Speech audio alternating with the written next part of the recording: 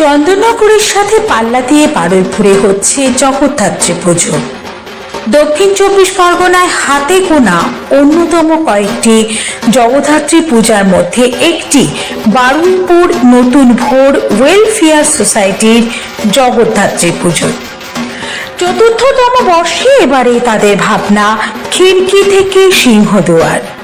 বারুইপুর রায় চৌধুরী পরিবারের রাজ মন্দিরের আদলে তৈরি মণ্ডপ মানুষের নজর কেড়েছে।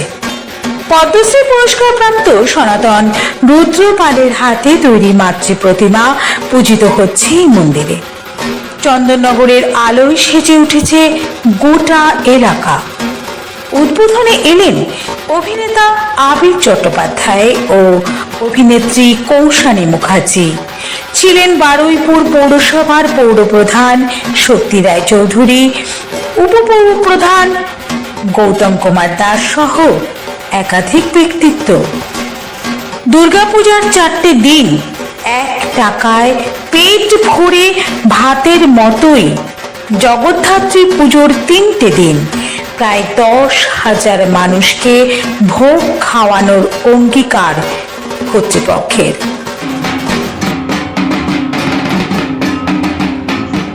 যার অনবদ্য অ্যাঙ্কারিংয়ে তিনি ইতিমধ্যেই সারা ভারতের মন জয় করে নেবে। আপনাদের ভুলিয়ে দেবে আপনাদের অপেক্ষা।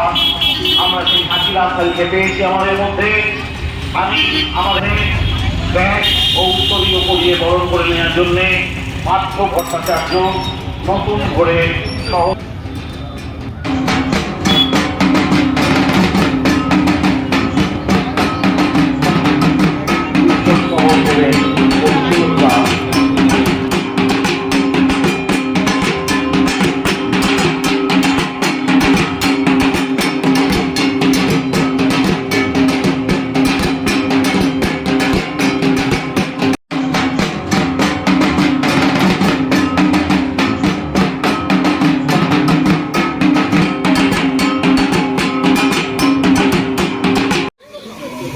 আরো একটি পুরস্কার বেঙ্গল নাওয়ের তরফ থেকে জেলার সেরা প্রতিমার পুরস্কার তুলে দেওয়া হচ্ছে পুজো উদ্যোক্তাদের হাতে।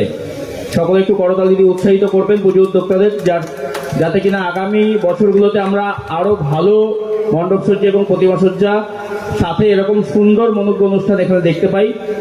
পুজো করতালি দিয়ে উৎসাহিত করবেন পুজো উদ্যোক্তাদের, যাতে কিনা আগামী বছরগুলোতে আমরা আরো ভালো মণ্ডপসজ্জা এবং প্রতিমাসজ্জা সাথে এরকম সুন্দর মনোজ্ঞ অনুষ্ঠান এখানে দেখতে পাই। পুজো উদ্যোক্তাদের আরো একটা ধন্যবাদ।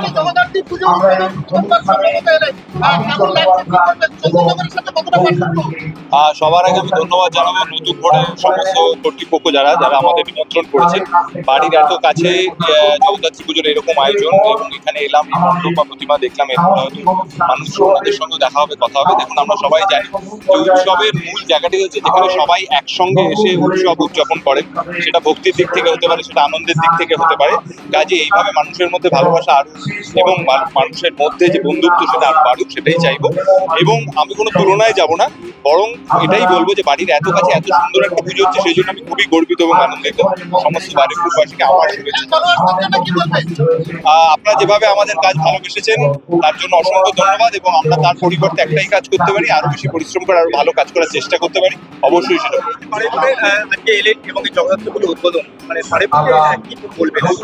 আমি সবাইকে মানে কমিটির সকল সদস্যকে অনেক অনেক শুভেচ্ছা জানাতে চাই যে তারা এত সুন্দর তাদের যে প্রচেষ্টা, এত সুন্দর একটা মণ্ডপ আর এত সুন্দর মায়ের প্রতিমা যেটা দেখে বাকরুদ্ধ হয়ে গেছি, সেটা সব থেকে ভালো লাগছে। আর সত্যি আমরা সবাই জানি কলকাতাবাসী যে আমাদেরকে চন্দননগর যেতে হয় এই জগদ্ধাত্রী পুজো উপলক্ষে, সেটাকে আসল উদযাপন ওখানে যেভাবে মানুষেরা করে সেটা দেখার জন্য। কিন্তু কলকাতার বুকে এত সুন্দর পুজো সেটা না এলে বুঝতাম না।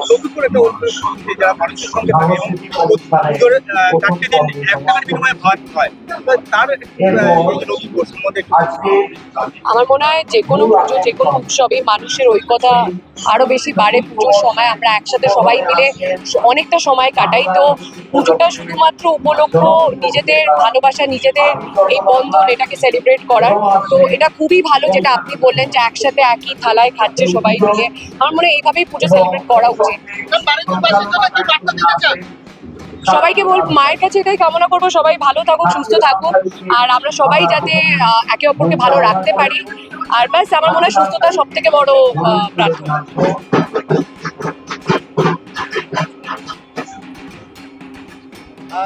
এবারে আপনাদের পুজো কত বছরে পড়লো আর পুজো নিয়ে কি পরিকল্পনা আপনাদের আছে? এবছর নতুন ভোরের নতুন পুজো বলাটা ভুল হবে, এখন আর নতুন নেই, চতুর্থ বছরে পদার্পণ করলো। স্বাভাবিকভাবেই নতুন ভোরের নতুন পুজোটা আর বলতে ভালো লাগে না। তো এবছরের পুজো আমরা প্রতি বছর একটু একটু করে আপডেট করেছি, এবছরটা বোধহয় হঠাৎ করে বেশি আপডেট হয়ে গেছে। এই এত সুন্দর ঠাকুর দালান, পুরনো স্বাভাবিকই জমিদার বাড়ির আদলে তৈরি, মায়ের মূর্তি এত আভিজাত্যপূর্ণ মূর্তি, এই সব কিছু প্লাস আলোকসজ্জা, চন্দননগরের আলোকসজ্জা আমরা বহুদিন ধরেই করে আসছি।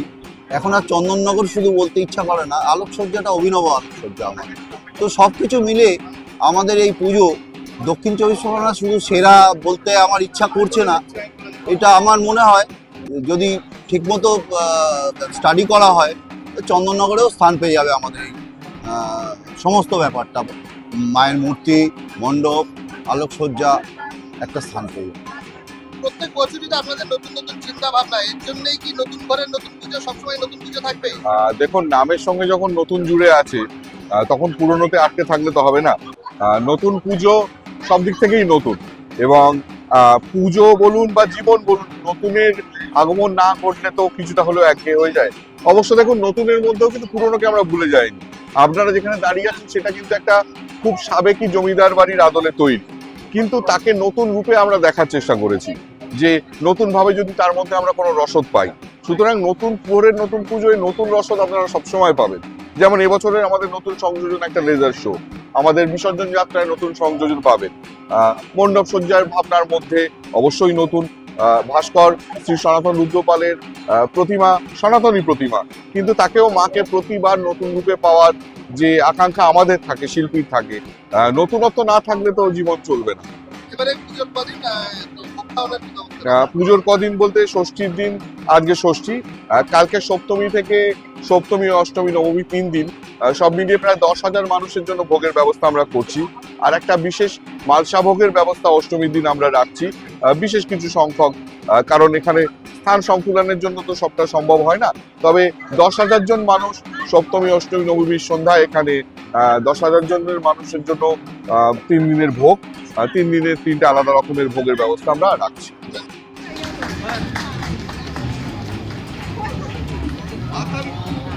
আমাদের এই অঞ্চল, আমাদের জনপ্রিয় অভিনেত্রী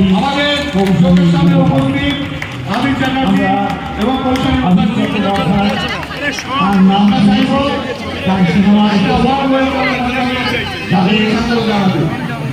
যাদের সিনেমা আমাদের এই মুহূর্তে সবচেয়ে বেশি আলোড়িত করে, তারাই আমাদের সামনে হাজির। নতুন ভোর সোশ্যাল ওয়েলফেয়ার সোসাইটি। দক্ষিণ চব্বিশ পরগনার বারুইপুর থেকে অনুপম দাসের রিপোর্ট, বেঙ্গল নাও।